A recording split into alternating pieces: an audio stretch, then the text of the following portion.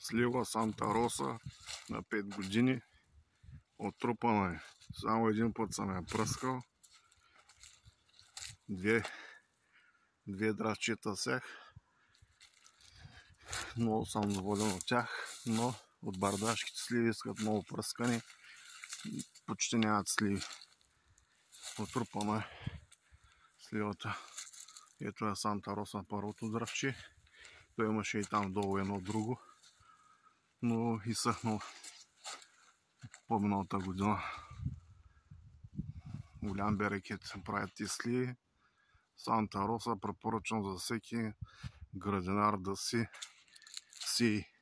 Те синя бардашка, хубава ракия, сладко, компот, много е махната. Та слива само черех е хваща, червече, но по земята има много малко опадало. Ето е втората. И втората има супер големи сливки. Она да е по-отрупана.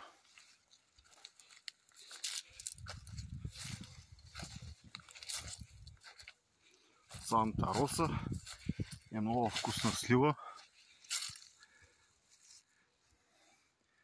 Голяма е. Озряла е даже тази. Около 20-23 напълно зрият. Тая година може да се направя сладко или компот от тях.